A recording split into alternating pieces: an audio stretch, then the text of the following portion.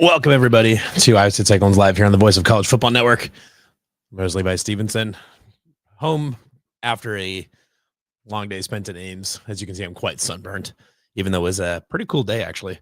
But more importantly, the Iowa State Cyclones have won today's CYHAWK game 16-13 after honestly was a pretty close and exciting game. But, you know, and frankly, it went nothing like a lot of people thought, where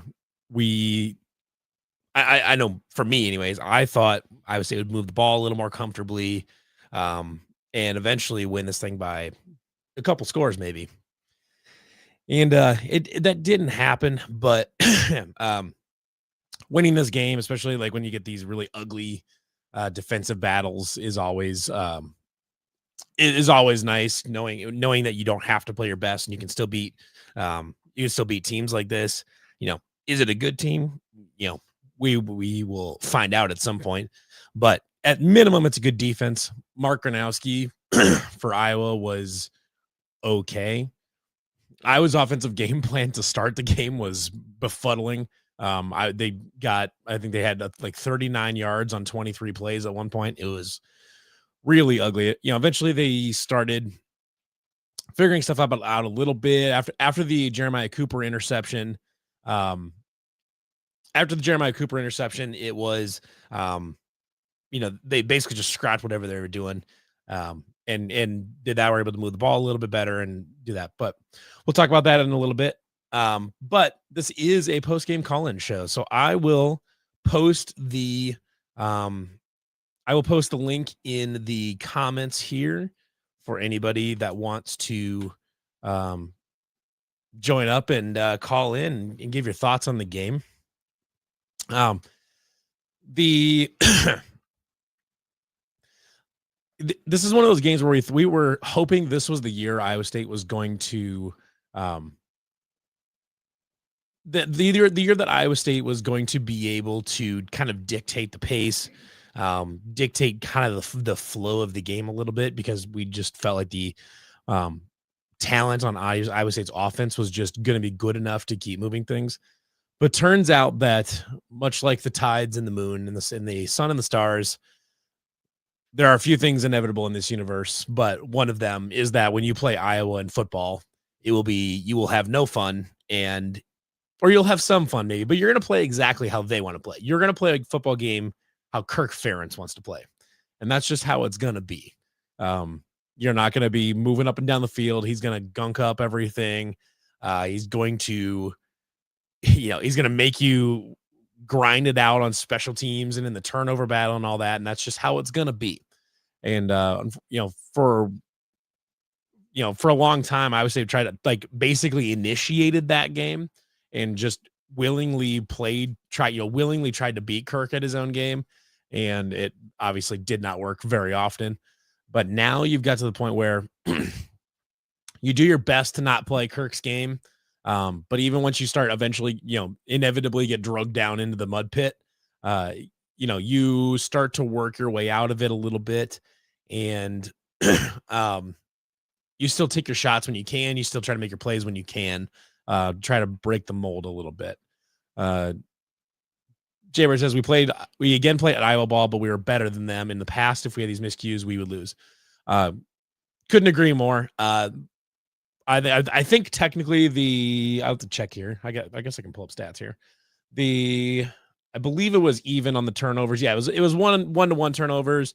Granted, the one turnover for Iowa was the pick to Jeremiah Cooper, and the other one for Iowa State was on the muffed punt that should have never happened, because they should have called kick catch interference. It was very clear. It was clear as day that it was kick catch interference.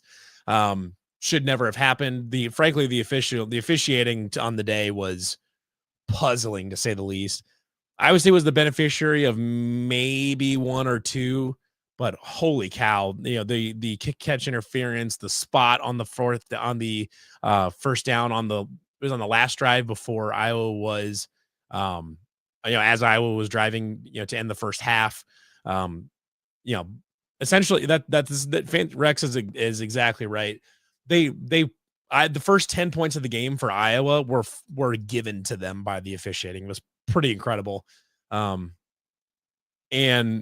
a very weak unsportsmanlike took away a sack, and it is pretty ridiculous. The game easily probably could have been, I mean, it was 16-13.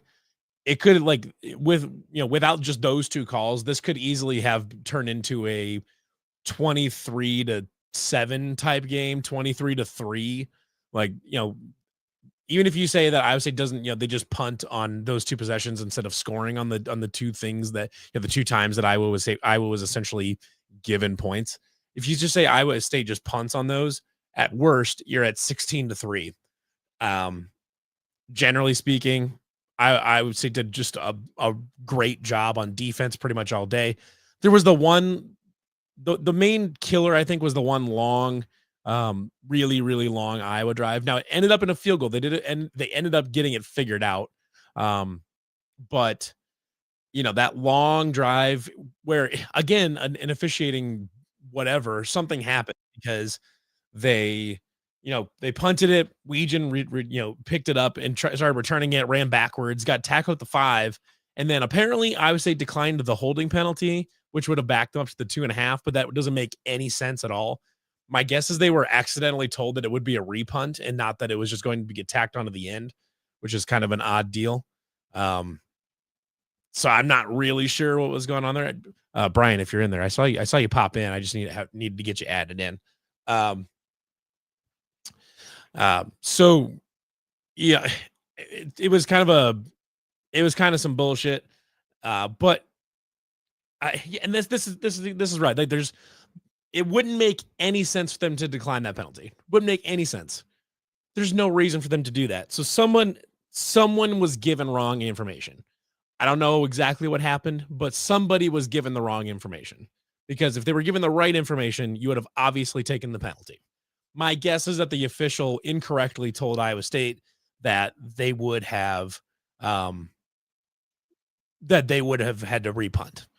And we maybe got the benefit on the Rocco slide, but that was razor thin. Like, that was really, really close. That I don't blame them for not overturning that. It was really, really close. And actually, in our chat, in our Wide Right Slack chat, Dylan Sainer made the good point that if they ruled that back and said that Rocco started his slide earlier than he did, then the hit he took at the end of that slide should be a penalty for a late hit. So it was kind of one of those where if you were to move it back, then you would have by textbook definition, Iowa committed a penalty at the end of that. So it's kind of one of those where they really needed to just leave it where it was. So Brian is saying, are they saying they declined the kick catch interference? They didn't say it all. No. So what happened? So the penalty, or the flag that was declined, the penalty that was declined was the holding penalty on the weak punt return, where he picked it up, ran backwards to like the 5-yard line, and then was supposed to eat. Then they got a holding penalty where they were supposed to eat it and get moved back, half the distance to the goal, and then they didn't. And we found out later that was because Iowa State had for some reason declined the penalty, even though it made no sense whatsoever. But we were first calling. It's Fancy Rex. Yeah. What's going on, man? Oh, celebrating a win. I'll take a win. Hell yeah. So what's on your mind? I think the one takeaway that I've got is I still don't feel steady about the wide receivers. It's a tough game. I get it. Yeah. Overby had some rough drops. Yeah. I think he'll bounce back. I would agree. He'll bounce back. But coming out of this game, I think I'm still a little nervous about the wide receivers. I think Sowell showed some flashes at the end. I'm hoping that can translate next week or something along those lines. But that's about where I'm at. The drops by Dom Overby were annoying. Actually, it was Eskelson dropped the back shoulder at the beginning of the game there. That should have been caught. And then Dom Overby dropped the one in the end zone, and he dropped the Was it a third down? Like a third third and 10? Down on that critical drive where we ended up punting. Yeah, third and 10 up the seam. Yeah, I mean, well, and actually that one too, if I remember correctly, if he had caught that clean, it wasn't like the best throw by Rocco, but he should have caught it. But if he had caught it clean and was able to keep running, he was probably scoring that. Yeah, I think he probably doesn't score that one only because I see Brian chimed in on that one. Yeah. The drop thrown late, so he probably gets caught. But I still will die on the hill of if it hits you in the hands. Oh, you got to catch it. Absolutely. Catch it. Yeah, especially absolutely. in the end zone. Like the one in the end zone, you go up by 2 scores against this Iowa team. I think they fold. Oh, I couldn't agree more. And I mean, we were up by 2 scores. We were up to 13-3, but then they were gifted that touchdown, and they were gifted the first field goal and gifted the touchdown there at the end of the first half. So I mean, like they were like, as soon as we went up 2 scores, I was sitting next to an Iowa fan, and I was talking to him a little bit, and he's like, "Yeah, if you guys go up 2 scores, we might be done because there's no confidence whatsoever that offense was going to be able to put up, 2 touchdowns or something like that," which they didn't. No. And like, based on you saw what it was in the first quarter, it didn't look. I mean, it looked like they weren't going to move the ball. Period. No, I think that really what we got out of that one was another year where Iowa spends $2 million on a quarterback who does not belong on a Power 5 football team. No. Well, okay. So I'll push back a little bit because I do think Gronowski. I think there's ability there. Like I think he can be a good quarterback in a good system with good targets. That's probably fair. At South Dakota, I mean, he's got a body of work at South Dakota State to say he can do something. Like he had a good system there, had good targets, stuff like that. I guess I just am stuck on with that one. Okay, if it's not the quarterback, then it really is the system. It's the system, and I really think it's the pass catchers. I mean, Iowa's stable of receivers and tight ends are fucking worthless. It's almost impressive how little talent they have in that room. Frankly, if I were Iowa, the first person I'm looking at Weegan, their punt returner, kick returner, who is a very good returner. If you're not doing everything in your ability to turn that kid into like 1,000-yard receiver, then you're wasting your time. And to me, it's a fireable offense to not try to turn Weegan into something. I mean, you've got to do something at this point. Well, I hope they don't actually, but yeah. Well, at this point, I don't care what they do because I don't have to because we beat them. We beat some ass. But I will say I was happy with the defense. I thought the defense really stepped up from where we were week 1 or week 0 with K-State. Right. But Tom Orange just looks great. I mean, gosh, just a monster in the middle of that line. And I thought the safeties took the right step. Now, again, we're just talking about how terrible Iowa's pass catchers are. Yeah. But they didn't get burned. Nope. I'll take it. The one pass interference was on Bo Goodwin, who's playing. It felt tic-tacky. It was tic-tacky, but also you could argue that ball wasn't catchable. So he overthrew him by about 10 yards and about 5 yards into the middle of the field. I don't know how you can call that PI, but you can't call, what was that, 4 plays later, the Iowa State players got the defender riding his back. Oh yeah. Gosh, that was awful. Yeah, was it Eskelson, I think? I think it was Eskelson. Eskelson, I think. Yeah. Yeah. I just look at that and I'm like, okay, where's the consistency? Yeah. And where I'm at with it is defense looked good. I worry about the run game. I don't think we have an established good running game right now. I'm still kind of stuck, but it was a tough defense. It was a tough defense. That's the tough part is 2 out of the 3 games you've played have been against good Power 5 teams with very, very good front 6/7s. Yeah. That's the tricky part to evaluate because you could play like last week in South Dakota, they ran for 225 yards or whatever. Granted, a lot of that was in the second half, but I'm not really that. For me anyways, I don't think I'm worried about the run game as much because I think once you start playing teams that don't have Iowa and Kansas State's front 7, things will open up. I mean, even against Kansas State, things started to open up. I mean, Iowa's defense is just their front seven is just really, really good. That's fair. And Especially their I think we defensive line. did see that against K-State in the fourth quarter when we brought back Hansen and let him kind of start churning. I would agree. I think Eric made a great point here that this was Sama's best game. Oh, Sama looked like he actually kind of caught a little bit of what he thought he was going to be after that K-State game. I think it looks like he's getting comfortable. To me, it seems like they're getting comfortable. I think they're getting a better feel for how to manage Sama and Hansen and how they want to do that. We haven't really seen Hansen I guess they both had a decent game though. I think they were pretty much equal in carries and yards. Actually, I could just pull it up here. I mean, he had a fun play where he got into the Iowa secondary and just kind of blew up. Sama 12 carries for 47 yards. Hansen 11 carries for 46 yards. So about 4 yards a pop for both of them, which against Iowa is not a bad number. No. And we'll see what they do against Arkansas State next week. That'll be interesting for me. Well, the tricky part with Arkansas State is their defense is poop. It is really they don't play a lick of defense. So then it should be a game where you can get some big yards. Yeah, that feels like right game. That feels like a game where it's gonna be like a 42-8, 42-20 type of thing. Arkansas State can score. They've got Jalen Raynor and a couple nice receivers and stuff like that. But that team doesn't play any defense. I do want to shout out. I'm curious what your thoughts. I think the defensive line was actually pretty solid. They were. Yeah, I called that out in the Discord. I said that I was wrong because coming into the game, I'd said that I was concerned about the wide receivers. I was concerned about the run game. And somebody said, well, what about the pass rush? I said, hey, it's Iowa. I don't care about the pass rush. I'm not worried about it. Critical. But they got to him a number of times, actually. I mean, there was the one that got called back for the unsportsmanlike, which is dumb. But that the back-to-back sacks for Tomato McDonough there at the end, gosh, that was awesome to see.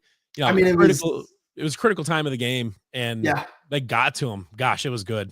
Well, that to me is why I said, hey, I was wrong. That was I didn't think the pass rush was going to matter because Iowa can't pass the ball. Right. But game on the line, 2 sacks back to back like that, critical. Oh absolutely gosh, like I said, the defensive scheme isn't really designed to be a sack machine or to be a defense that produces that just churns out NFL talent. Like Iowa's defense is basically built to just churn out NFL guys.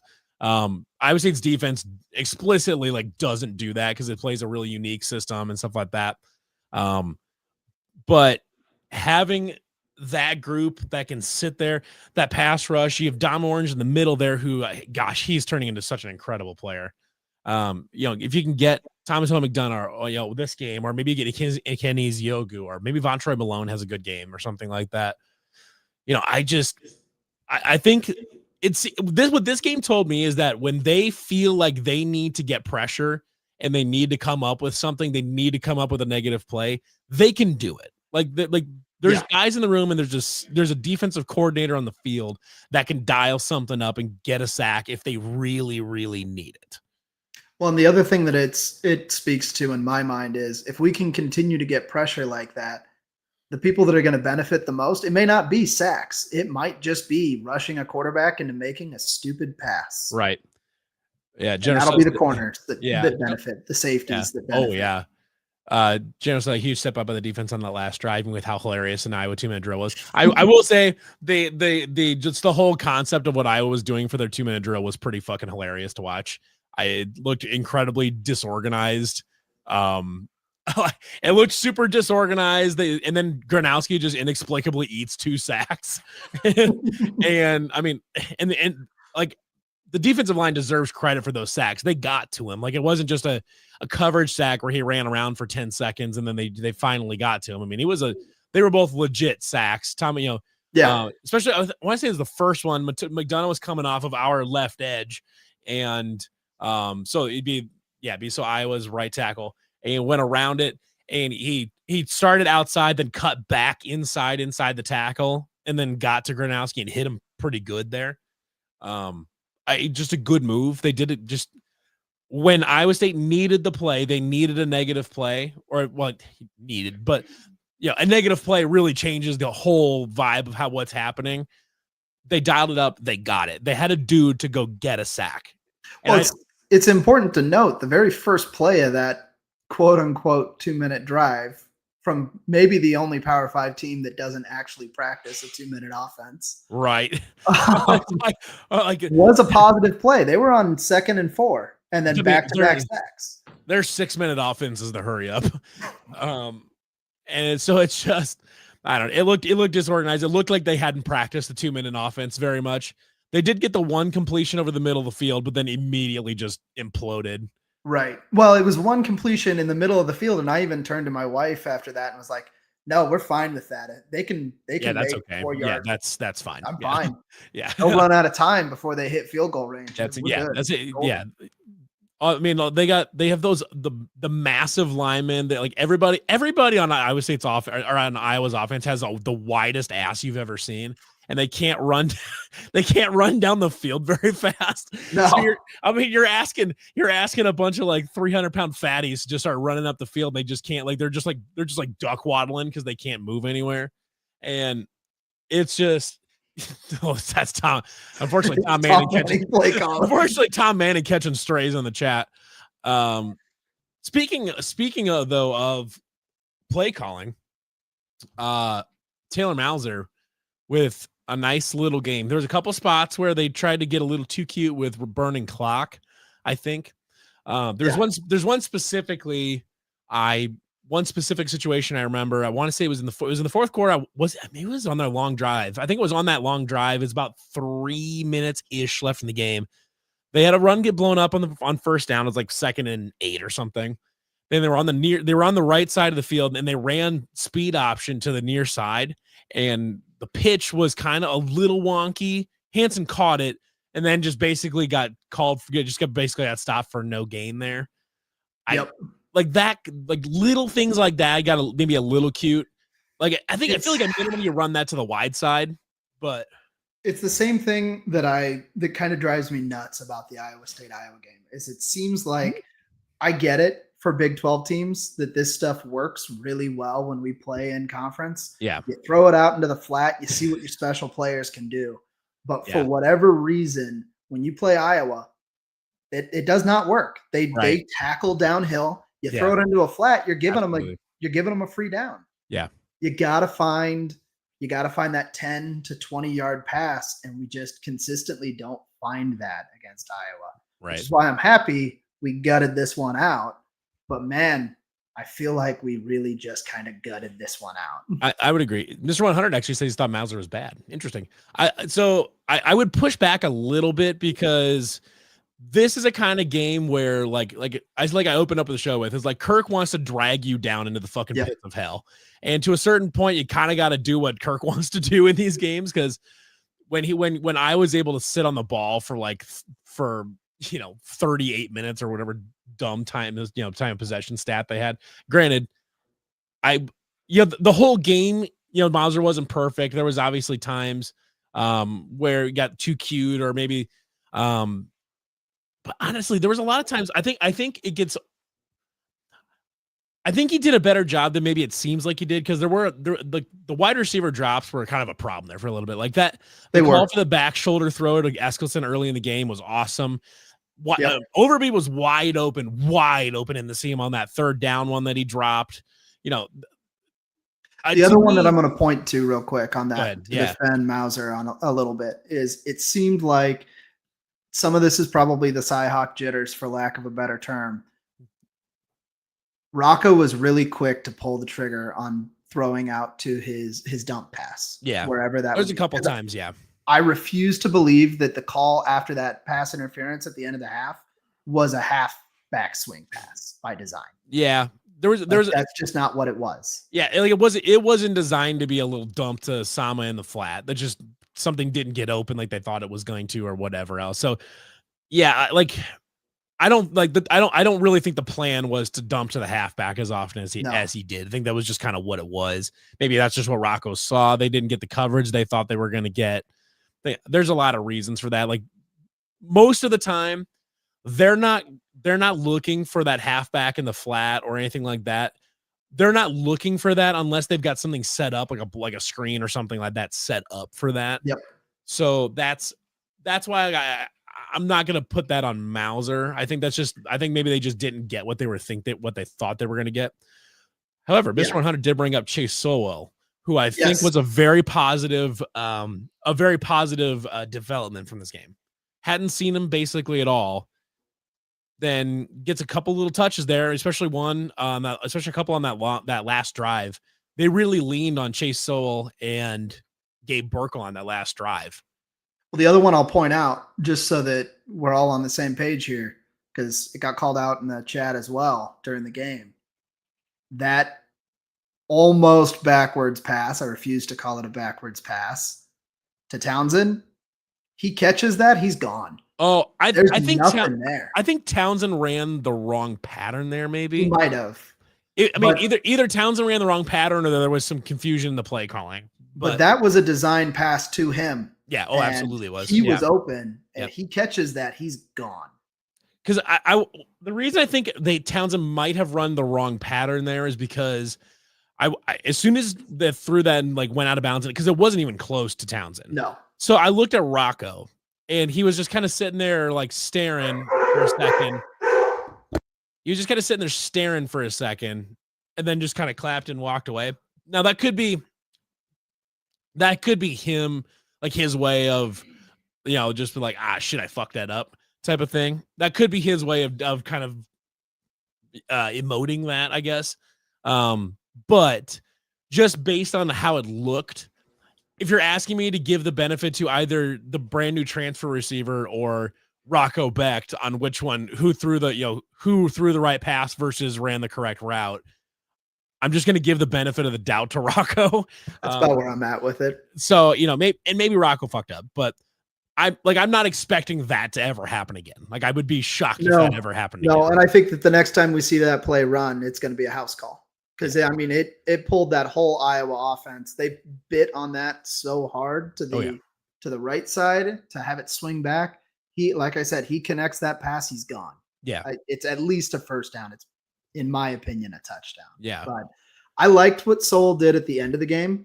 I thought that he really stepped up to the end of the game. I want to see it grow over the next couple of weeks and see where that ends up. But again, a whole new offense. He's still we got him in the middle of summer. He doesn't know the offense 100% through and through. Same with Townsend. Yeah. They'll be fine. I think that I don't think Eskeldson is going to be the number one receiver at the end of the year. If he is, watch out next year. But I don't think he will be. I think that we're in a good position to grow. To me, the end of the game, seeing Chase Sowell on the field and get multiple targets on that last drive, to me, that tells me that going forward, you can expect Chase Sowell to start eating more and more of the wide receiver one snaps. General Sale makes an interesting on the tip pass. I think Rocco was throwing to Burkle and Townsend threw his hand in there and deflected it. It's possible. Based on when I was looking at the play, I'm inclined to think that it was intended to go to Townsend and that it was just the throw was a little off target, just based on. Because I was watching Townsend when he had lined up there because I thought they were going to run a slant to him, but then he obviously came back and did a nice hitch route there, and it was timed up. The way the throw was timed made it seem like Townsend was the guy that they were throwing at, and the throw was just a little inaccurate, and he just stuck his hand out, and that's just kind of where it went. But isn't it time to give Burkle his props on that drive? Because look, in the past, Gabe Burkle, God, on that tip in the past, you talked to me 4 years ago. That tip, that's a turnover. That's a pick six. Yeah, we're done. End of game. Yeah. And Burkle comes out, snatches that thing out of the air, and then a few plays later, we do that little fake run pop pass. Man, that pop pass was disgusting. That pop pass was not a well thrown pass, and Burkle did. I think Burkle was behind on where he was supposed to be. Could be, But he still made up saw for that it. again. He did. Oh yeah. What I think what we've figured out so far is Burkle has outrageous hands. Oh God! like his ability to catch like stuff off balance, like not even just one handed, but like one handed and kind of behind his head. Stuff. I would throw an infant at him. I'd trust him to catch. Absolutely. I mean, his hands are outrageous. That tip catch is 100% the shit we lose. It is. It 100% is. It is. I mean, we've seen it. We've watched that exact play in the past. For what it's worth, Arkansas has 35 points at halftime versus Arkansas State. Arkansas State plays zero defense. Well, it's not as bad as what Oregon is doing to Oklahoma State right now. Yeah, we knew that was going to be a shit show. That's terrible. I know we closed the season in Stillwater, but right now I'm not that worried about it. I wouldn't be. By that week, they might just flat out be done. They might not be a football team. At this pace, they're going to be quitting. Yeah. They might quit next week. I don't know. Holy cow. I think this is a good point to kind of just like the growth of the program, though, as far as just like, because I say it's won 8 of their last 9 one possession games. And I want to say they won like 5 of 6, or no, sorry. Well, they won 4 or 5 against ranked opponents, I think. But then they've won 8 of the last 9 one possession games. I mean, they basically won this game the way Kirk used to win games at Iowa. Like Kirk has made a lot of fucking money winning games the way Iowa State just beat Iowa today. Yep.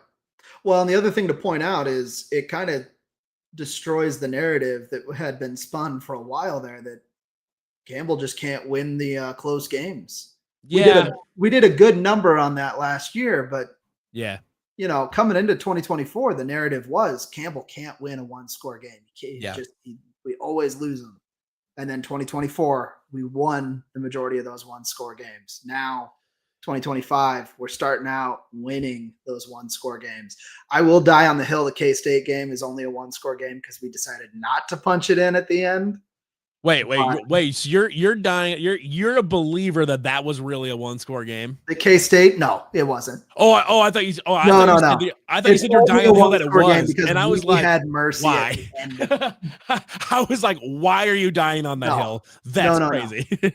That was not a true one-score game. No, it was a 10-point game. Yeah, it's a 10-point game. It should have been 17. Right.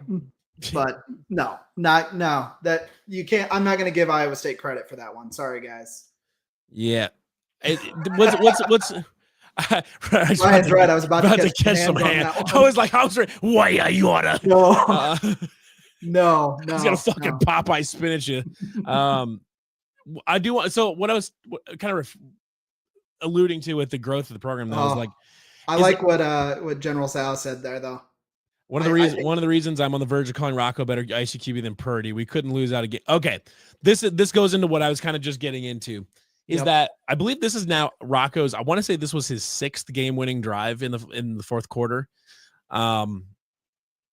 Most clutch quarterback in Iowa State history. Oh, I don't think it's even close. I mean, God bless Brock Purdy, but like he wasn't ever clutch the way Rocco is. Okay, there you go, 7. This is his 7th.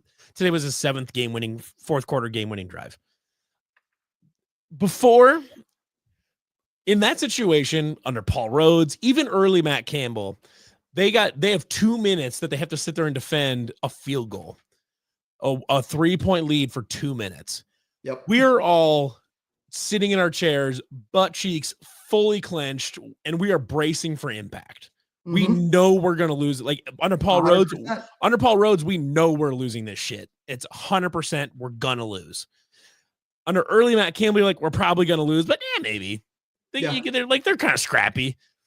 It was strange because once we got that 3-point lead after Conradi hit that field goal, I wasn't worried. It never crossed my mind that they were not going to figure it out. I mean, I know that Iowa had moved the ball a little bit in the second half, but this team feels so stable. Compared to if you think of the 2021 team, immensely talented NFL prospects all over the field, both sides of the ball, NFL prospects all over the place.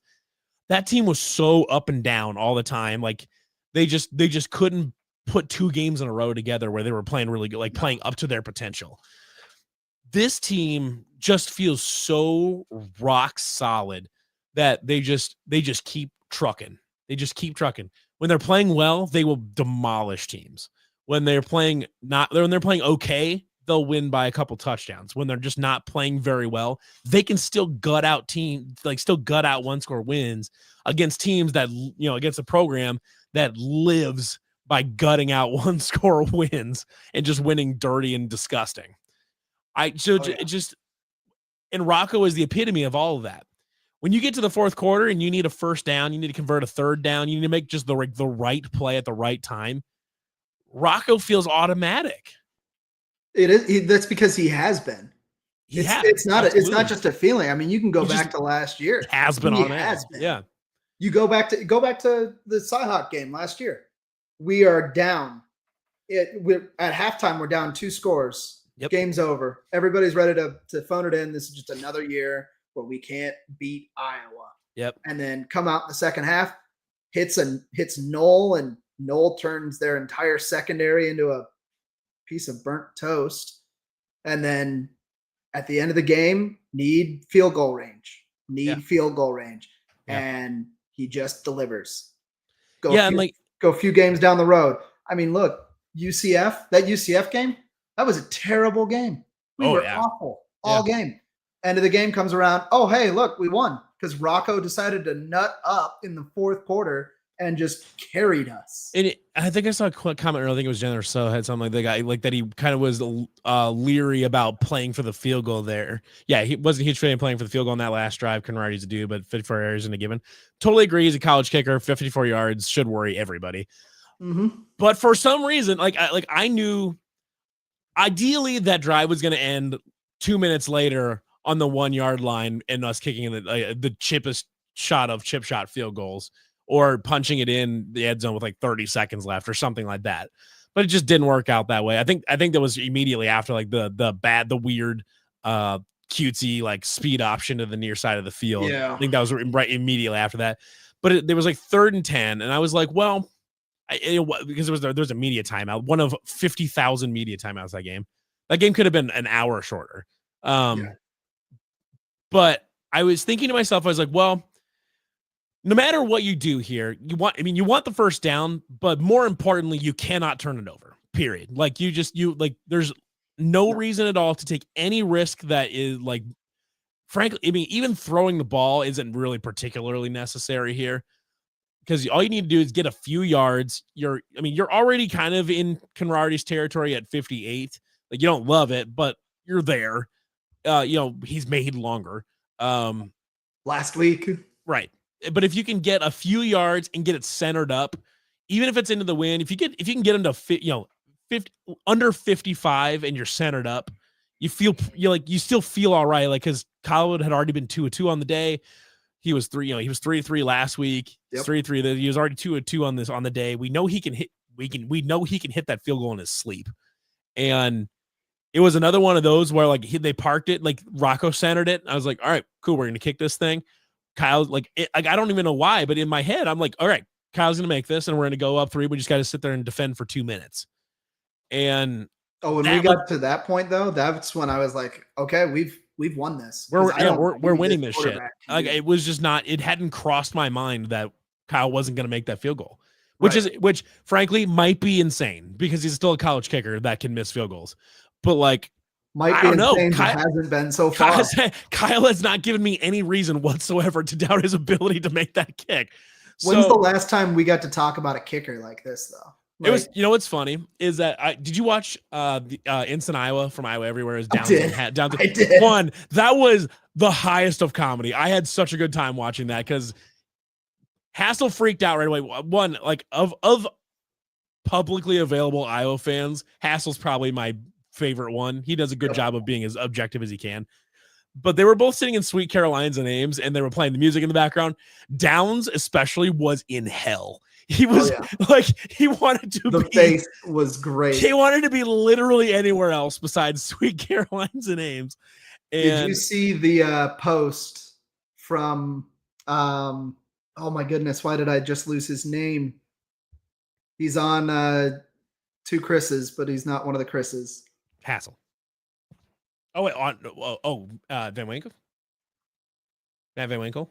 Matt, yes, he took a photo with Hassel at Sweet Caroline's on Twitter. He had posted it on Twitter. And Hassel does look like he's in hell, but I like Hassel for that mostly because he's not afraid to poke. No, yeah, like he's usually the first one to point fingers at Iowa for losing and stuff like that, and like he's not the one that like bitches about bad calls or anything like that. It was no, he'll call it as it is. But yeah, that was hilarious. I think this is a totally fair way to approach that situation. I mean, I've been a fan since since I came out of the hospital. I get it. I 100% empathize with that mindset, and I don't blame you for thinking that way. For me, I was being incredibly arrogant internally. I was like, there's no fucking shot we miss this. Like, Kyle's going to drain this, and we're just going to defend this for a couple minutes. I was going to do something really stupid, and we're just going to win this game, and it's going to be great. Unfortunately, that is exactly what happened. The last time we won in Ames was my sophomore year. I remember the triple overtime. That was my sophomore year. Stormed the field. I forget. Yeah, we went to college at the same time. Yeah, we did. That was our sophomore year. Good time. That 2011 season was kind of wacky. It was. You had that, and then the Oklahoma State upset later. Yeah, everybody forgets about the triple overtime one. It would have been the highlight for that entire year, except we beat Oklahoma State. Then 2012, we go up to UConn. Cy gets his arm broken. Oh, yeah. So this is the point I was originally trying to make, is that like we have this in our head that Iowa State just has no fucking kickers, that we've always had terrible kickers. That's actually really not true. Downs was making the point on the postgame show. He's like, Iowa State finally has a kicker for the first time in our lifetimes. That was like, yeah, Andrew Beavis, very good. Garrett Owens, very good. Like, I'm trying to think. Before that, you had early Campbell was a little dicey, I think, right? Or wasn't it? I mean, no, it was a little dicey. Earliest Campbell was Cole Netton, great kicker. Yep, Netton was great. I mean, Andrew Beavis, Garrett Owens, Cole Netton, you go back. I mean, fucking Shaggy Brett Culbertson beat Iowa by himself with 5 field goals. Connor Sally was, I'm sorry, but Connor Sally was butt cheeks. He made a good kick against Texas, and that is it. Yeah.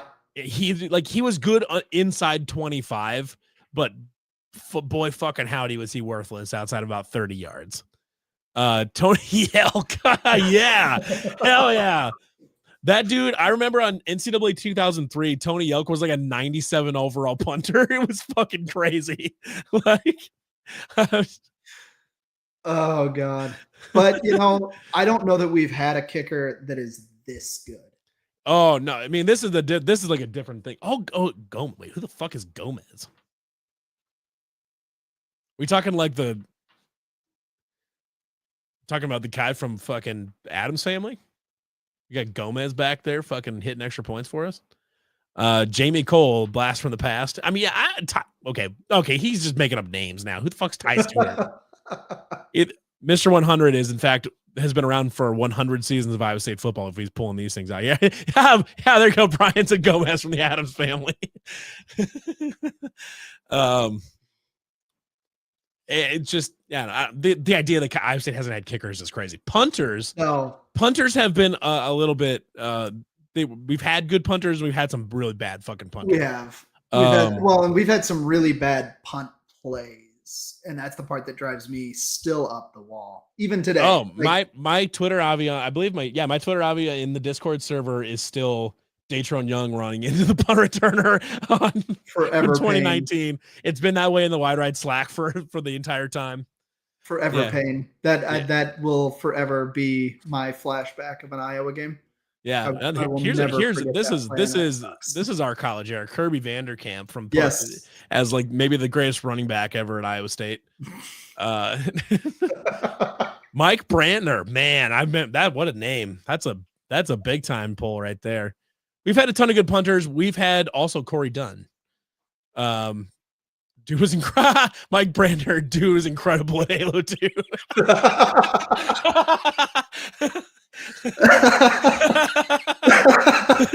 It's fucking hilarious. Oh it's that time frame. It makes sense. Actually, that checks out. That checks out perfectly. I actually, you know what's funny? I just played Halo 2 with a buddy like 2 weeks ago. We played. My buddy and I red ringed an Xbox playing Halo 2. Straight up, red ringed it. We ran it into the ground. Every day coming out of middle school, I would walk to his house. We would play it until we literally burned a circle in the disc and killed an Xbox. Listen, I have no doubt that Corey Dunn was a good dude. I have no doubt. But our one attempt at an Australian punter was a fucking disaster. Yeah. He hit 2 punts about 95 yards, and all of the rest of them went straight sideways. But are we allowed to just continue to do walk-on kickers from the state of Iowa? Because it seems to be working pretty well. Yeah. Right now. I want to go through here, and I want to defend Tony Yelk here. He didn't miss one kick in the Independence Bowl. Otherwise, Tony Yelk was a punter and kicker for Iowa State and was very good at both of them. There's a reason on NCAA 2003 he is a 97 overall kicker and punter. And there's a reason for that. He was outrageously good at both things. He just gets like, it just kind of like doesn't look great because he missed the one kick in the Independence Bowl. We need saying Tony Yelk was anything other than a really good kicker and punter is revisionist history. That's choosing to remember him as bad because we didn't beat Alabama. What ever happened to that program? But I will also say today's special teams, not a huge fan of them. Even if you take away the one punt. The fair catch that got downed at the 5. That's a weird play though, because it's a really weird play because he called for the fair catch, and ordinarily, like on punts, you still want to catch, you still want to field that. Yep. But kickoffs work differently. And if he hadn't been practicing as a kick returner, even when he like returned kicks at UCF, he probably like didn't encounter that situation. So I'm not going to get on him about it too much. If Aiden Flores not ready to go versus Arkansas State and Xavier Townsend's back there, I expect him to be fine. I think he'll be fine. I think you got 2 things. You got Aiden Flores out. So he was thrown into it basically. Right. Now all of a sudden game 1 on special teams. I'm with Eric here. Yeah, I think we'll be fine. Yeah. I agree. I just think that if you look at the body of work, I think somebody had said A- on special teams. I'd probably put it at a B. Yeah, I mean they were fine. I mean, obviously Kyle Conradi gets A++++. Kyle Conradi is now a 2-time CYHAWK hero. Yeah, Tyler Perkins 54 yards both times. Tyler Perkins did a good job on punts. Punt coverage did very good on dealing with that the crazy Weegian return. Yep. Generally speaking, and actually, they blew him up on a kick return at like the 15-yard line. So kick and punt coverage was good. Tyler Perkins was good. Kyle Conradi was good. It was really just Xavier Townsend back there. I think he looked a little, I don't know if he's a little nervous or what it was.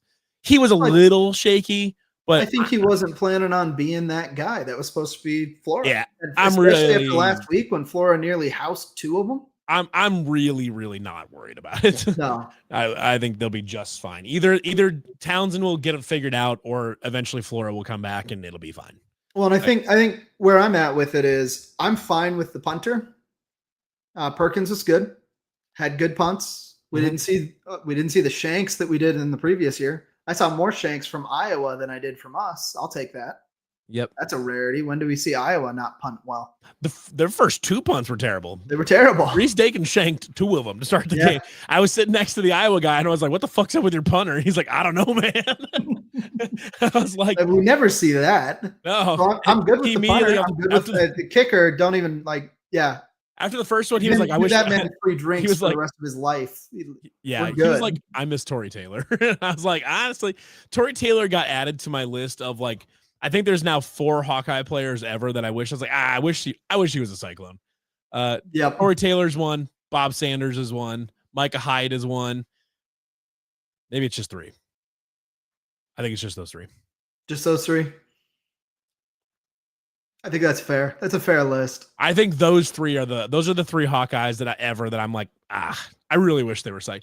Okay, 4. Cooper DeJean. I wish Cooper DeJean was. Yeah. That's my 4th. That's my Mount Rushmore, and the only 4 Hawkeyes I've ever been like jealous of. I don't know if you remember him in college. Micah Hyde was crazy in college. He was really good. Yeah, so I just overall, I mean, it wasn't going to be a pretty game. Iowa doesn't allow you to play pretty football. Like it just like it's the opposite of aesthetically pleasing. The Kirk Ferentz's war on pretty football, watchable TV, unwatchable football rages on. And it will until they inevitably retire or fire him at the end of the year. You think they're going to retire him at the end of this year? I think that he wants the record, and once he gets the record, he's either going to be done or we could say we retired Kirk and Bill Snyder. Yep. Yeah, that you can. I think Iowa fans are finally tired of it. I think they're tired of the offense. I think Iowa fans were tired of about 5 years ago. Fair. Kind of like Oklahoma State fans with Gundy. I think they were about done with it a few years ago. Yeah. Yeah. I don't know what else you chase. You never this is the part that I laugh about with Iowa fans right now.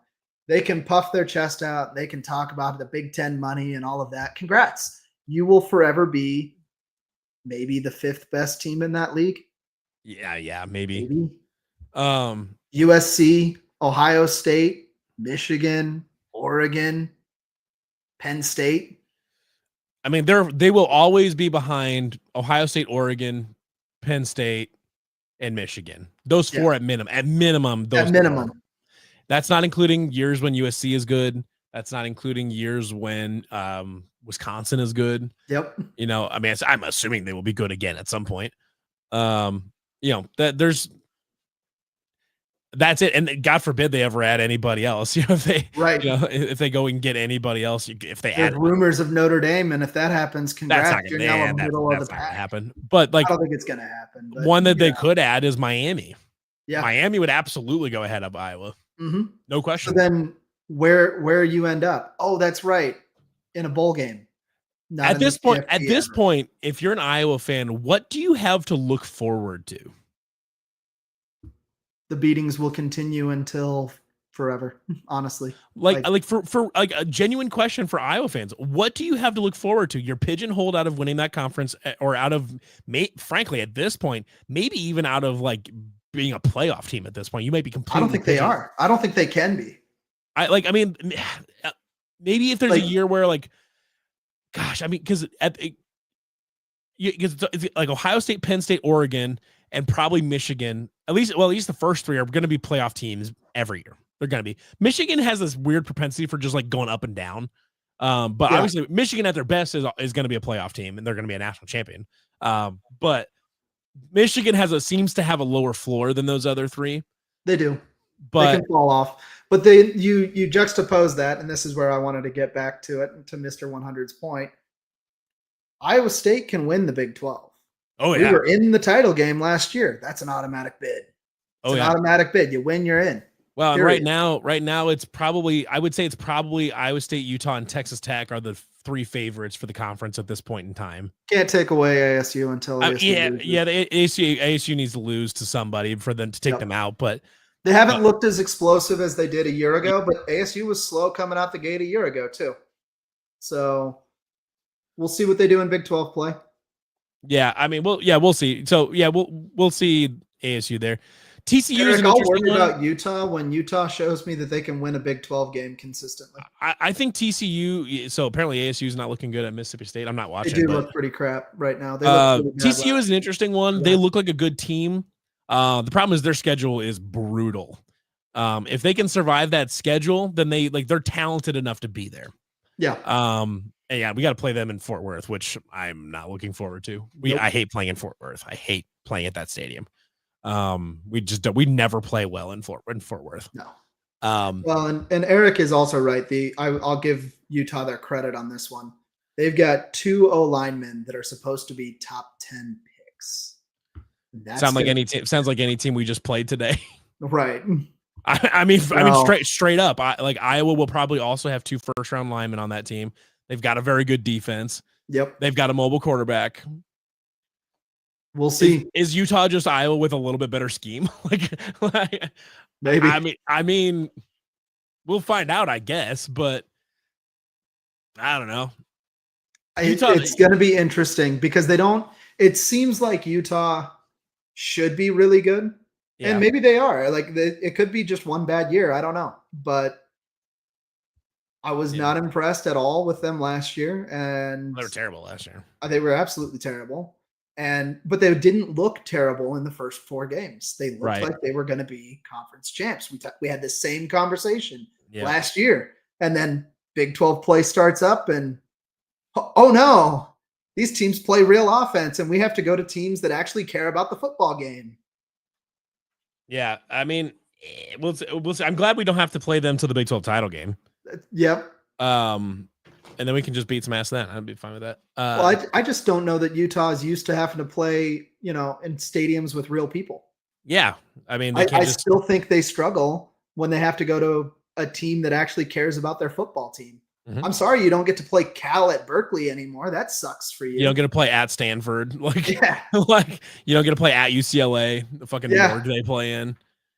Or even USC on bad years is an absolute empty stadium. Nobody's there. Oh, I mean, even on their good years, it's not a great stadium. Fair. But on their bad years, there's literally nobody there. Right. So it's like, okay, you don't get to play road games against empty stadiums anymore. Yeah. Now you got to go to Texas Tech. You got to go to Ames. You got to go to BYU. You got and there's a bunch of places you got to go that are not easy to play anymore, at all. No. And it's just, I'm not sad we don't have to play them. Like I'm okay with missing them this year. Yeah, I'm okay. I'm good with that, especially given this. We've already got a tough enough schedule. Honestly, General makes a great point. We need to lay off UCLA. There's too many beaches down in Los Angeles. UCLA and beaches are really nice. If you've ever flown into Long Beach Airport, my hot take is that beaches are pretty fucking boring. They're a waste of time. Yeah. I don't do beaches. I know people fly on beaches, not hating on your beaches. I don't care about beaches. I don't know why you go to the beach on the Pacific coast. That ocean's cold as shit. On the Pacific? Are you going dipping in the Atlantic? I'm not going dipping in the Atlantic either. Send me to the Caribbean. I'll dip my toe in the. Okay. That's better. I would say you're going up to Long Island and going for the beaches. No, I'm not going there either. Hell no. My guy's going up to Cape Cod for the beaches. There we go. Yeah, that's actually exactly where I go for the beaches. That's where I would go, man. Everyone knows that Newfoundland has the best beaches. They do. I actually go to Greenland once a year just to dip Eric my with toe. The take of a lifetime here. If anybody's never been to Prague, immediately make that the first place you go. Like if you want to go to Europe, Prague should be the first city you visit. Prague is incredible. Have you ever been to Prague? You add that to my list. Prague, like I'm straight up. I know people like Paris. I didn't like Paris that much. Prague is incredible. It's cheap. It's super easy to get around. Great food, great people. It's awesome. Prague is amazing. If I had to choose a European city to live in, it would be Prague so fast. Not even question. I'm still sad that I didn't make it to the Ireland game this year, but I heard the food wasn't great up there anyway. Okay, so to me, so the problem is, Irish food is marginally infected by British food, in that it's just like they just don't put a lot of seasoning on things, and we're used to like things having salt, pepper, and being like in Ireland, if they tell you it's spicy, it's got salt on it. And like there just isn't anything in Ireland that is spicy unless it's like a very like explicitly American product. Like if it's like Doritos, if it's like a spicy Dorito, that's the closest thing you're going to get to spicy, even though it's like a spicy Dorito. It's not that spicy, but goodness. But if you abandon your expectation that things are going to be spicy or heavily salted, if you get rid of that and just appreciate it for like what the food is, Irish food is good. It is good. I mean, because it's meat and potatoes. It's the shit we eat. They eat the same food we do. That's fair. That's completely fair. I mean, like if you think Irish food is bad, then you think your own food is bad. Like that's just kind of how it is. If you live in the upper Midwest, you make food very similar to the Irish, to the Czech, to the Germans. all this. Like you Well, eat that same. unfortunately, Levi, I don't live in the upper Midwest. You do, yeah, you don't. You know what's funny? I just heard a funny stat. We're getting away from Iowa State football, but one funny stat. You know what country eats the second most tacos in the world?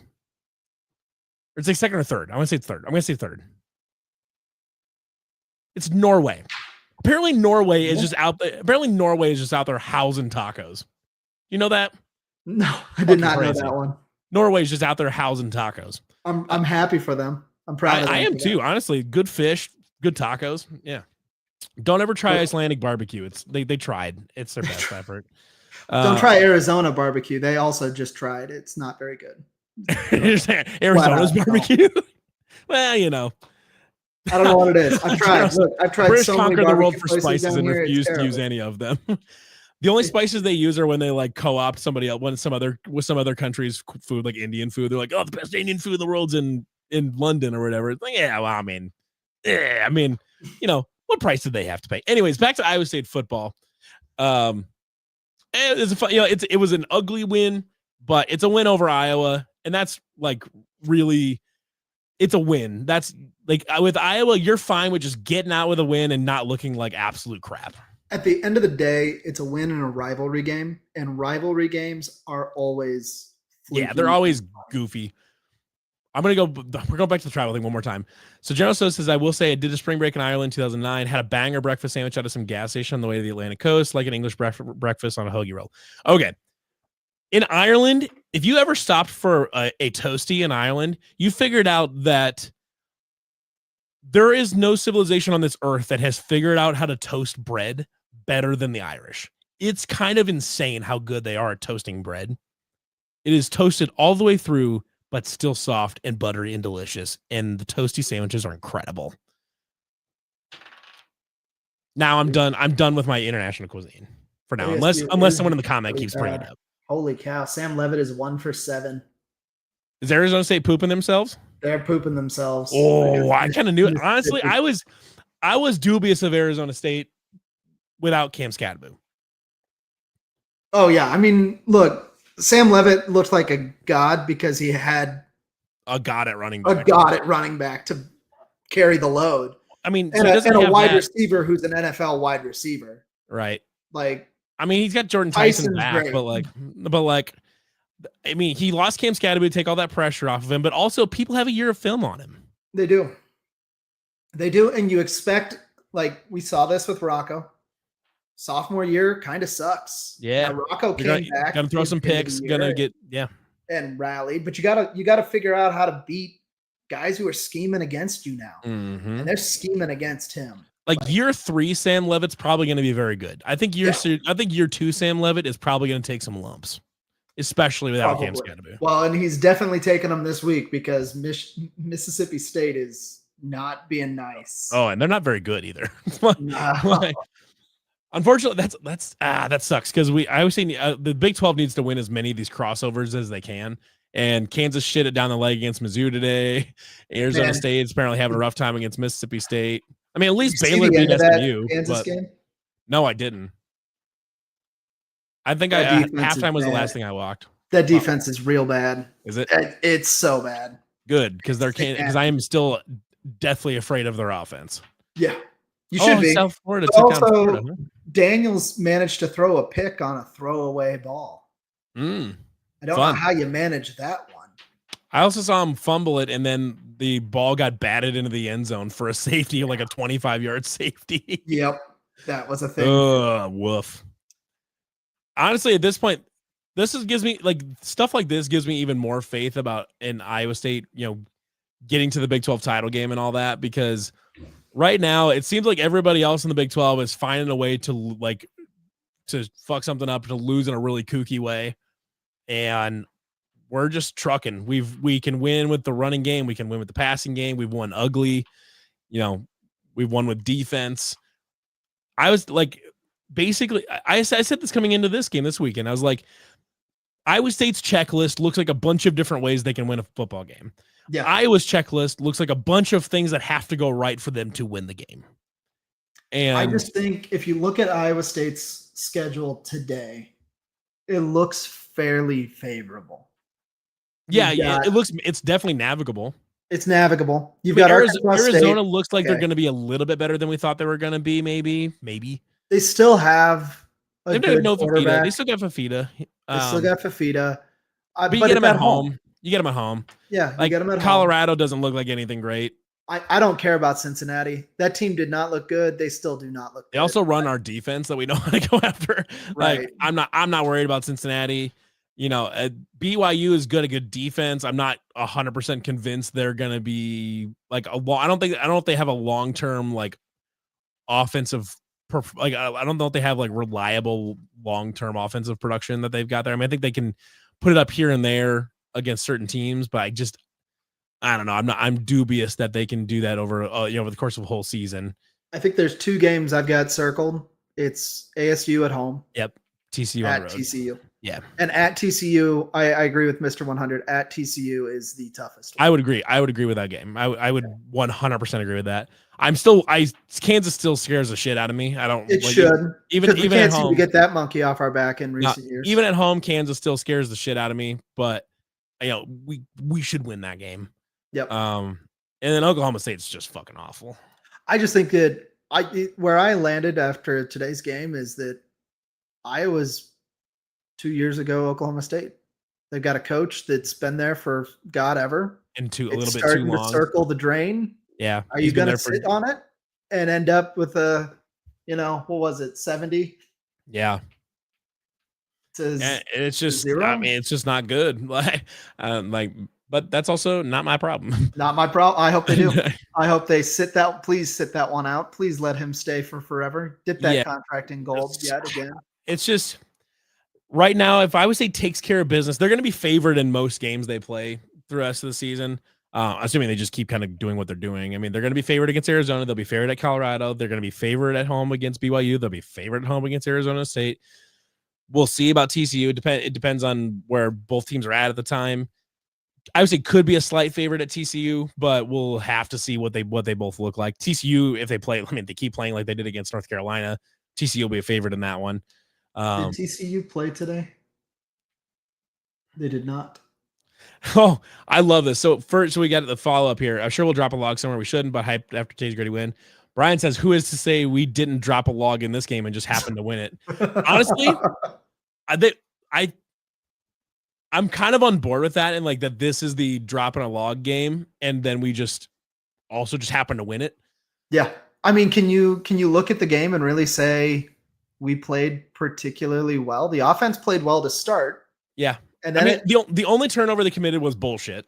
And yeah, but the offense also kind of went into a shell after that not muffed punt.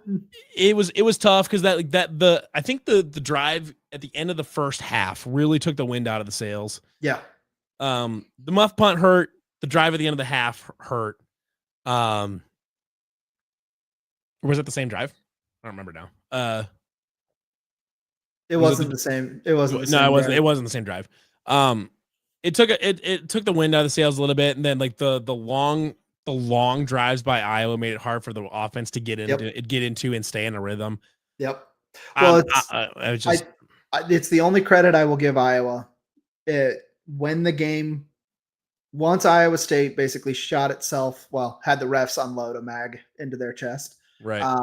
Iowa did what they should have done, which is they started bleeding clock and forcing us to panic. The difference is we didn't panic. Yeah. We didn't continue to mag dump. We won when we needed to. And we had Rocco. And when you have Rocco, you've got a chance. Yeah. So Rocco did miss a couple throws. He absolutely did miss a couple throws. The receivers also dropped a few. Special teams though, I wouldn't say special teams was bad. I don't think it was bad. Xavier Townsend, great, but I don't Xavier Townsend specifically had a little bit of a rough day, but it was really just a one play. Like his punt returns and kick returns, he wasn't really asked to do much. I mean, it was just like the one bad like fair catch thing. Other than that, he was fine, and other than that, the special teams was awesome. I will, and this is nitpicky because I do honestly believe that he was interfered with and shouldn't have to do this. Yeah. But if you're going to go for a flag, which I think he was fishing for the flag on that, just get wrecked by him. Get in front of him and get run over. Like don't do this thing where you're trying to get around him and catch the ball. Yeah. Just get run over. It's okay to get run over if you're fishing for a flag. Yeah. The offense, the offense like didn't score a lot of points or didn't get a lot of yards, I guess. But I don't think they had a bad day. I think the offense played the game and needed to play to win the game. If that makes sense. Like I think because I would argue that that is like better than trying to do too much. Cause like Iowa's defense, the whole bit with Iowa's defense is they will sit back. They'll give you a little bit. They'll give you a little bit. They'll give you a little bit until you get impatient. And then you make a mistake and you throw them the ball. And we never did that. They never once got impatient. They never did any of that shit. They took what Iowa gave them, which sometimes was nothing. Sometimes Iowa just plays really good defense. Right. It's almost like Phil Parker's still one of the best, if not the best defensive coordinator in the country. You know, they took. Sometimes they had to take the nothing that Iowa gave them, but other times they at least tried to take what they could have. Like I said, there was a couple throws that were missed. There was a couple catches that weren't made that were otherwise good play calls. Yeah. Against Iowa, you're just not going to get like 400 yards, and you're not going to get 450 yards and 35, 40 points against Iowa. It just doesn't happen. Disagree. Rocco underthrew Overby. On one of them he did. There was another one that Overby just straight. Like if it hits you in the hands. It was a touchdown pass that he just straight hit him in the hands. Dropped him. Yeah, he just straight dropped it. The third down that could have been converted. Yeah. I agree that Rocco underthrew it, but it hit Overby in the hands. Yeah, if it hits the receiver's hands, yeah. I mean, Dominic Overby would tell you that he should have caught that. Yeah.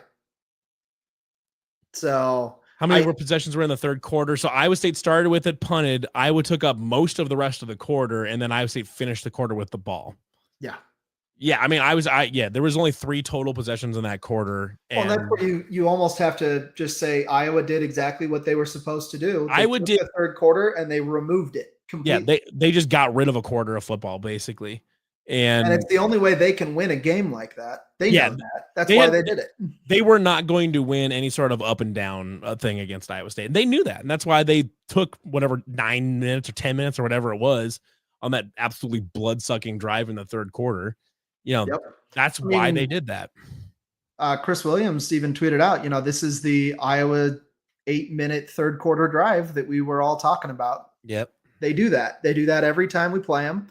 They do that every game that they play in, because if it comes down to a track meet, they're losing. I know what play Mr. 100 is talking about here. It was that deep post that got knocked down by the defensive back. That one was underthrown. That's not what I was talking. That wasn't a drop though. That was just a defensive knockdown. There were specifically 2 of them that Overby straight up dropped, and like he went to the ground and immediately grabbed his helmet. He's like, damn, I should have caught that type of thing. So we might be talking about 2 different things. The one that I'm talking about, and I think we're talking about the same one. Yeah, it was the drive before the Conradi field goal, where we got to midfield. Overby gets out on the outside, gets open, ball hits him in the hands. I do think it was slightly. I can't remember if it was over or underthrown. It wasn't. It was. He had to kind of crank around. It was a little bit behind his shoulder, but he should have caught it. He should have caught it. I think the thing that kills me about it is he catches it. It hits him in the hands. He's got it pulled in. Iowa DB comes in, dislodges it. Mm-hmm. So it kind of sucks. If it's a well thrown ball, maybe he's not in that position and he doesn't drop it. Mm-hmm. But it hit him in the hands. It was good enough for him it was a good enough thrown ball for him to catch it. Yes. Yeah. The bigger one, the more egregious one for me, is the second possession of the Iowa State offense. March down the field, get into field goal range, get into the red zone, throw a back shoulder fade to him in the end zone. Guys behind him. He's not making a play on that ball, and he drops it. Mm-hmm. It's a touchdown. It's 6. Yeah. And instead, it's 3 points on a field goal. That's the difference. Yeah. Iowa State left a lot of points out there, and Iowa was frankly gifted 10 points.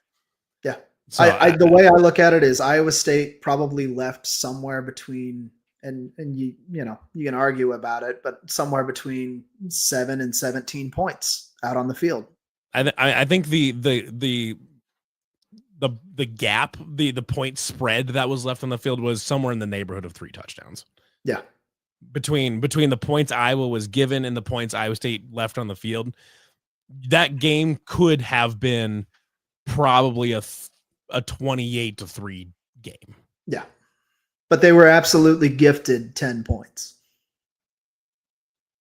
I think Iowa was flat out gifted 10 points. Yeah.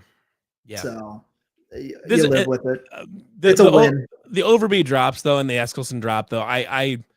I don't see them as concerning going forward. I think they just made a drop over. They're both young. Well, it's a freshman or redshirt freshman. One's that runs a redshirt freshman, one's playing in the CYHAWK game. Name a bigger game that they'll play in this year during the regular season. Eric red zone passing touchdown should be one of the 2 tight ends. I mean, it's hard to disagree with that just based on. It was so funny because during the week, I think I even said on the show, the Hawkeye the Storm that I went on with Corey. Yeah. I think I even said it was like this week, Phil Parker's job is to figure out what the fuck he's gonna do when Ben Bramer gets mashed up on a 5'11" corner. That's because they're gonna obviously it's gonna try to get that matchup. And I said that's Phil Parker's job this week. He needs to figure out how he's gonna defend that. And what did Iowa State do? They got Ben Bramer on a 5'11" corner. And he took it right off that corner. And he mossed him. Like that pass. I mean, you want to talk about underthrown passes. That pass was on the DB's back. And Bramer's just like, no, this is actually mine. Thank you. Yeah, he was playing catch against 8th graders. It was wild. Yeah. So, I mean, like, I said that. I was like, that's that. Like, and going forward, every defensive coordinator is going to be looking at that and being like, fuck, how do we defend that? How do you defend 6'7" Ben Bramer in the end zone? And if you figure out Ben Bramer, you still got to worry about Burkle. Good luck. And then if they bracket those to take care of the tight ends, guess who's coming underneath on a drag route? There's Xavier Townsend, or there's Chase Sowell, or there's Abu Sama coming around on a Texas route. Yeah, like right now they're scared. If you're looking at Iowa State's offense today, you've got, in my mind, 2 guys that should be on the field no matter what. And it's the tight ends. It's Bramer and Burkle need to be in basically every possession. Yeah. And if you do that, is Iowa State going to run it or are they going to pass it? Good luck figuring that one out. I'd have to look at it after today, but before going into the game, PFF had tracked it that Iowa State had 2 or more tight ends on the field on 97% of plays. The only so ordinarily Iowa leads the country in 12 personnel usage. This year they're second after us. And so we used 12 personnel. I want to say it was like on 75% of sets or something, like 75% of plays, I think. And then 18% are on 13 and 14 personnel. Going into, I have to check to see if it changed or how it changed or what. But going into Saturday, going into today, Iowa State had run 4 plays all season in which they were not in 12, 13, or 14 personnel. Goodness. But I mean, what it kind of comes back to is look at the South Dakota game. How many tight ends caught passes in that game? I think it was 5 different tight ends caught passes in that game. Yeah, we got a great it was tight end Bramer, Burkle, Moore, Roscop, and Cooper Alexander caught a ball. Yes. Yeah. So you've got 5 tight ends there, and now I get it. It's an FCS opponent. Don't read too much into it, but still fun. Even then, the top 2. I think Burkle went 4 catches for 88 yards, and Bramer went like 7 for 45 or something like that, and a couple touchdowns. I don't need to see any more. I don't even really fully care who lines up at wide receiver. I would like to see more out of the wide receiver room, but I don't really care. I don't really care. Like today, Gabe Burkle 3 catches for 33 yards, including the one-handed catch on the pop pass, and the other catch off the deflection. Ben Bramer 4 catches, 18 yards. Plays of the game. Yeah, 4 catches, 18 yards, and that ridiculous Moss touchdown. Against Iowa, that might be just about the best you're going to get sometimes. Yeah, but that's okay. The way I look at it right now is, can I get more out of Townsend? Can I get more out of Sowell? I based on what I saw today, I think they're getting ready to let Sowell loose. I do too. I think, especially after basically at the end of the game, when you're basically just saying, "Hey, we need to go out and win this thing," and your top target's Sowell. Yeah. I think he's due. I was hoping it would be this week. It was not this week. Yeah. But I think that he still had State's easy. He still had that clutch play though. He caught that hitch on that last drive and then turned it into like an 8-yard gain or something like that. I mean, after the catch. I really think that means we're getting ready to see Sowell. I think they're going to get ready to turn him loose. Yep. Yeah, I would agree. And then where I look at it is, where can we get Townsend in space? Get him some space and let him create. He doesn't need to be a catch and drop kind of wide receiver. He's a catch and run kind of wide receiver. Find him room. Yeah, get him in screens, jet sweeps, whatever it is. You can just get him the ball, and he'll find a way to get it to him. Yep, and he'll step up. I think I think it's coming. He'll get it figured out. Yeah. He's played. I would say he's played the 3 best defenses on the schedule right now. They've already they are not 3 best. They've already played the 2 best defenses that are on the entire schedule. Maybe BYU, but like 2 of the 3 at worst, 2 of the 3 best defenses on the schedule. They've already played them. You're going to have a stretch here where you're playing some bad defenses. You're going to play like Arkansas State's bad defense, Arizona bad defense, Colorado bad defense. They're going to, in Cincinnati, I think they're okay on defense, but they've got Dante Corleone, but that's like it. I'm not even remotely worried about Cincinnati. Maybe I should be, but I'm not. I'm not worried right now. Maybe in a month I will be. Defense, if I'm being completely honest. Oh, I'm not. No. I might be at that game. I'm not worried about it. I was thinking about it. I will see. We're moving here in a week, and I will be in Colorado. Nice. So in Denver, easy to make it to that game. Hell yeah. So I might go to that one. But right now, I think I'm planning on being at the TCU game. I don't blame you. That'd be look. If I could pick a game, it would probably be that one. That's the one that, in my mind, matters the most. I think my buddy Melissa Treebwasser might be able to get me into the box for that game. So we'll see. We'll see what happens. But where I look at it right now is just, okay, you got Ark State. That, if anything, that's a feel good game. Get the offense out. It's a tough one because you're going down to Jonesboro, so it's like a weird road trip. You ever been to Jonesboro? I have. I have not, and it's not fun to get into. You'll be at BYU. We have a tailgate every week, bud. We're up in C3. It's a good time. It's so you have to fly into Memphis. I don't know if the team will, but if you're a fan, you're flying into Memphis. Probably not fly. I probably wouldn't fly. I'd probably drive. That's probably fair. Yeah. So, but and also it's a dry county. I've heard that Jonesboro's dry. It's a dry county. That's hell. Good luck with that one. That is hell. It's terrible. Oh fuck. It is terrible. I go down there for some customers, and it's rough. It's funny. I think Dylan Sanders planning on going over because he lives over in Bentonville, and so I think he's going to go over that. Poor Dylan's going to have to get all his beer in Bentonville on the way over there. Yeah. But the way that I look at it is, that's a game where the offense, I really want to see that offense step up. I would like to see a 40 burger against Arkansas State. I want to see them go and get something going. I want to see them reestablish the run game. I want to see them do do more on offense like we saw in South Dakota, where they just start doing kind of what they want. I want to see that, and I want to feel like I took a shower after this absolute fucking yuck fest of a game. I need a shower, and that shower is scoring 50 on Arkansas State. That's what I want to see.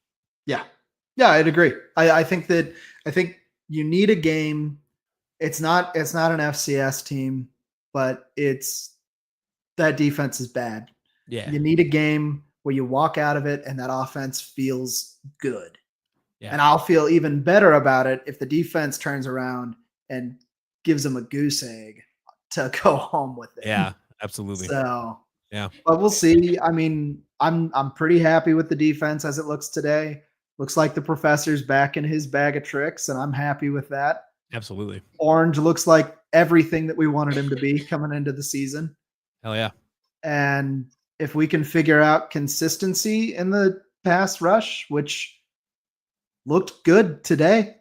I mean, yeah, I mean, like we were talking about before, I think it seems to me is that they're not going to have like an elite pass rush because that's not what they're trying to do. But when they need a pass rush, they can get one. Yeah, but do they need elite if you just hurry them up enough? I don't think you need elite. And the other thing is anybody going to be dumb enough to throw it near John Tez? Fuck. Nobody's even tried. No, because what was it? There was last season. The statistic was that you get a better QBR spiking the ball than throwing to John Tez.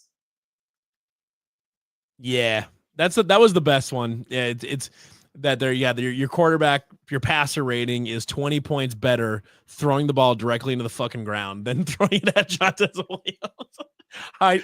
That's honestly, everybody's got like their favorite sports stats. That's my favorite. That's way up there for me. That's my favorite. Period. It's up there, like for me, it's up there in the same grouping as like Tony Gwynn had more assists in college as a point guard at San Diego State than he had strikeouts in his 20-year Major League Baseball career. That's up there.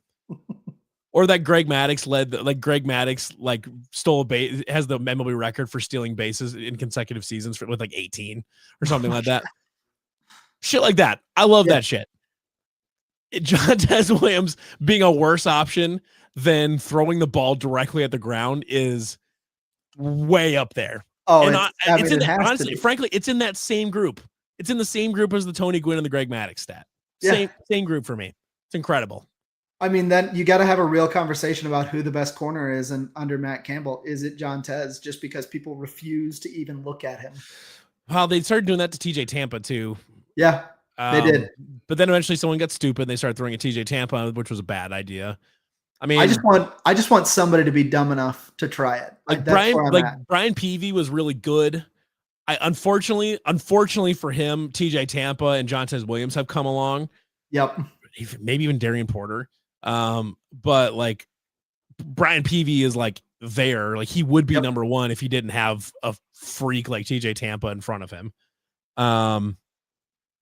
Actually, underrated is the move of Cooper from safety to corner, because now you've got two corners. It's such a funny move because one, Cooper is a really good corner. I really like him at corner. His skill set is perfect for a corner. I think it's funny that our safeties are so deep that they took the best one and moved him to corner. That's so funny. Also, shout out Kajan Cummings-Coleman and Tayshaun James both had very good days today. They did. Tayshaun James laid the fucking wood on Jazz Patterson one time. Yes, he did. Like we saw that. And I was like, oh shit. I think from the stands, I was like, I think he just shit himself or something like that. I mean, you're talking about the Jazz Patterson reception in the backfield that he came down and I think that's what. That one too. That was Tayshaun James. Was that Marcus Neal or Tayshaun James? I might have been Neal. I think Neal. That was the sequence from Neal where Neal just could not stop making giant plays. Oh, he was blasting people. No, I was thinking Tayshaun James. Tayshaun James obliterated Jazz Patterson on an inside run one time. That's right. I want to say it was in the second quarter. Neal had that string of plays right out the gate. Oh my God. He couldn't be stopped. Yeah. Like he was out for blood. It was kind of wild. That dude's a psycho. There's no way that dude's not a psycho. Like that whole group is just Deion Broomfield's little group of psychos. And I couldn't be happier. And Broomfield's never been more proud, I'm sure. That's what I'm saying. It's like he's probably like, this is good. Like he's got to be having fun back there because his group is just unbelievably fun to watch. Oh yeah. Like they make like safeties ordinarily are pretty boring. Well, they're all young. They're all young. It's funny too because all like Neal, Kajan, and James all are like 6'2", 225 and built like a brick shit house. All of them, they just look like a little bit smaller linebackers. They're all like, aside from their face mask and their jersey number, they're almost indistinguishable from each other on the field because they are all like 6'2", 220 built like a brick shit house. That's because actually they're all just clones. CYHAWK he just found 3 of them. Yeah. So he handed over the technology and said, here, we're just going to copy paste. And the funny thing about it is if they smell an inside run, and it's an inside run, that running back's getting they're coming smoked. to put somebody on the ground. Yeah. Like they're trying to knock They somebody out for a couple of weeks. I'm pretty sure the goal is to make that running back go back to the sideline and say, "Coach, please don't run me up the middle again." Please don't make me run A gap power again. Oh God, I love this team so much. It'll be very interesting to see because, and I know it's a small sample size. Yeah. Game 1 against K-State, safeties looked a little suspect. Wow. Two big plays. On 2 plays they did, yeah. 2 big plays. Marcus Neal was everywhere. It was 2 plays where there was not a safety within 15 yards of that receiver. Yeah, they messed up on a double move, yeah. 100%. You can coach out of that. And so far, they haven't done it again. Iowa's offense, let's not read too much. But even South Dakota, they didn't let it happen. No, they didn't. But, so far they've corrected it. Now, Arkansas State has some speed. Right? They have some speed. They got some speed. So let's see what they do. Let's see if we can continue to contain that, continue to grow. Absolutely. But that'll be, to me, you've got freshmen that are learning how to play P5 football. Mm-hmm. That's going to be what you deal with. You have broken coverages. You've got broken coverages when you're dealing with seniors. We had them with Verdun. Yeah. Shit happens. I mean, sometimes a guy doesn't go where he's supposed to go and he thinks it's one play and it's not. That sucks. But indeed, so far so good. I'll let you guys get back to it. I'm gonna hop out. Yeah. Well, actually, I'm gonna get ready to wrap this up. But thanks for jumping in. Appreciate it. I'll be doing these call-in post-game things after pretty much every game. Nice. So, but next week, since we're on the road, it'll be pretty much right after the game. We can jump in, and everybody's welcome to jump in and give their thoughts and such. But thank you for jumping in. Absolutely. And we'll wrap this show up. Appreciate everybody who jumped in and commented and all that stuff for this post game. Iowa State wins, beats Iowa 16-13. Fuck the Hawks. Thanks for all the comments, everybody, and we will see you again on my normal show on Tuesday night at 7 p.m. Central Time. And then, like I said, next week we'll be back after pretty much right after the game, since we're on the road. Pretty much right after the game, we'll be on here to do another one of these. So thanks for watching. We'll see you guys again next time.